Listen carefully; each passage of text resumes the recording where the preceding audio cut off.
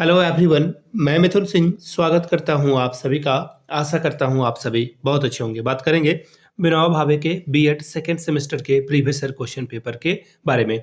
Paper आपका होगा pedagogy of Sanskrit का या फिर टीचिंग ऑफ संस्कृत आप इसे बोले। मेथड पेपर नंबर ये आपका क्या है? पेपर नंबर 1 है। 2024-26 सेशन के क्वेश्चन पेपर को देखेंगे। पेपर संख्या 8 है।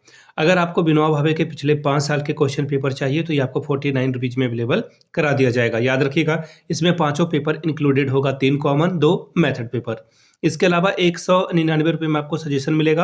अब ये सजेशन के साथ PYQ आपको फ्री ऑफ कॉस्ट अवेलेबल करा दिया जाएगा। अब देखिए सजेशन में क्या क्या मिलता है। सजेशन में MCQ मिलेगा अलग से, शॉर्ट क्वेश्चन आंसर अलग से, लॉन्ग क्वेश्चन आंसर अलग से आपको मिलेगा। ठीक है, इसके अलावा सजेशन हम लोग तैयार कैसे करते हैं वो जान लें ताकि आपको सहूलियत हो ये सजेशन लेना है अथवा नहीं। हम लोग पिछले 10 साल के क्वेश्चन पेपर को ध्यान में रखते हैं, PYQ को। इसके अलावा अभी लेटेस्ट में एग्जाम पैटर्न क्या है उसको ध्यान में रखते हैं। विनोबा भावे का सिलेबस क्या है बीएड सेमेस्टर 2 का उसको ध्यान में रखते हैं। और आखिर में मेरा खुद का एक्सपीरियंस, मैंने बीएड एमएड कर रखा है और नेट एजुकेशन की मैं तैयारी कर रहा हूं।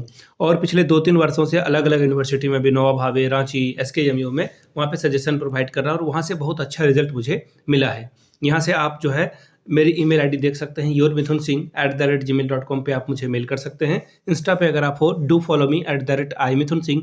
बाकी आप मुझे व्हाट्सअप कर सकते हैं 7979054474 पे। तो चलिए पेपर को देखते हैं, पेडागोजी ऑफ संस्कृत वाले पेपर को। ये रहा आपका पेपर।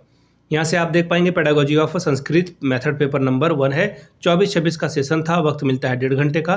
फुल मार्क्स है 40 का। 40 में अगर आप 18 लाते हो तो इस एग्जाम को आप क्वालिफाई कर जाते हैं। चलिए आगे देखते हैं। अब आगे देखिए, ग्रुप ए में बोला गया है कि 5 सवाल आपको सही करने हैं, 2-2 नंबर आपको इसके लिए मिलेगा। पहला सवाल, किस आयोग की सिफारिश के आधार पर भारत सरकार द्वारा शिक्षा पर पहली राष्ट्रीय शिक्षा नीति बनाई गई थी? तो देखिए ये कोठारी कमीशन 1964 से 66 के बीच में बैठा था। इसी ने जो है राष्ट्रीय शिक्षा नीति के बारे में बात की थी। इसी ने ट्राई लैंग्वेज के बारे में भी बात किया था। आपको भी पता होगा ट्राई लैंग्वेज यानी कि एक आपका जो है रीजनल लैंग्वेज होगा, यानी कि जो घर पे आप मदर टंग बोलते हैं, मातृभाषा बोलते हैं। उसके अलावा एक नेशनल लैंग्वेज का लैंग्वेज आपको बोलना होगा। इसके अलावा एक आपको जो है फॉरेन लैंग्वेज बोलना होगा, सीखना होगा एक्चुअली। ठीक है, तो ये जो आंसर होगा वो क्या हो जाएगा? कोठारी कमीशन।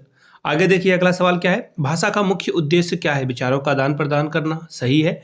ज्ञान का संचय करना, बिल्कुल सही। मनोरंजन, बिल्कुल सही।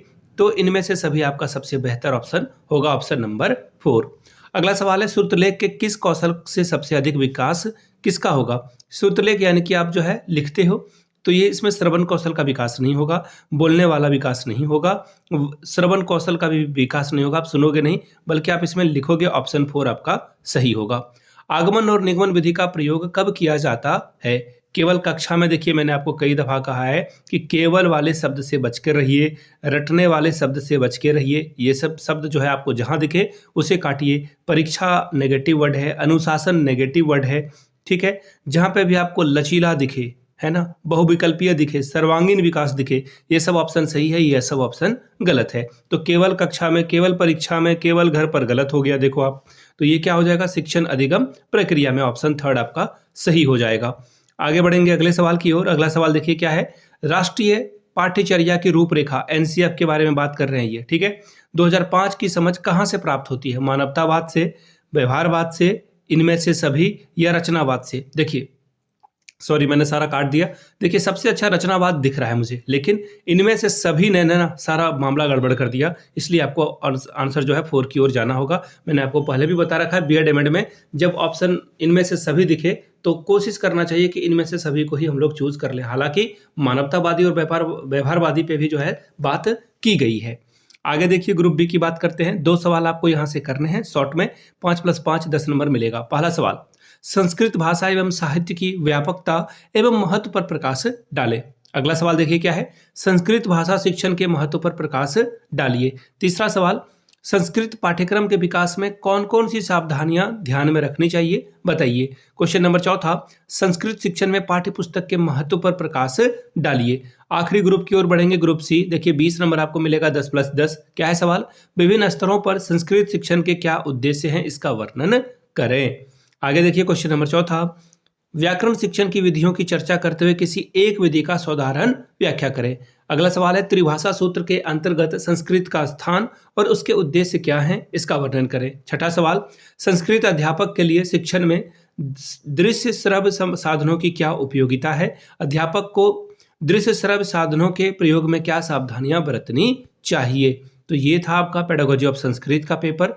फिर से बता दूं, विनोबा भावे बीएड सेमेस्टर 2 के अगर आपको पिछले 5 वर्षों के क्वेश्चन पेपर चाहिए तो ये आपको 49 में और सजेशन 199 में आपको प्रोवाइड कर दिया जाएगा। यहाँ से मेरी ईमेल आईडी आप देखें, yourmithunsingh@gmail.com पे आप मुझे मेल कर सकते हैं। इंस्टा पे अगर आप हो, डू फॉलो मी @imithunsingh, बाकी आप मुझे व्हाट्सअप कर सकते हैं 7979054474 पे। चलिए मिलते हैं। वीडियो को आपने यहाँ तक देखा, प्यार दिया, इसके लिए आप सभी का बहुत बहुत शुक्रिया। Have a good day.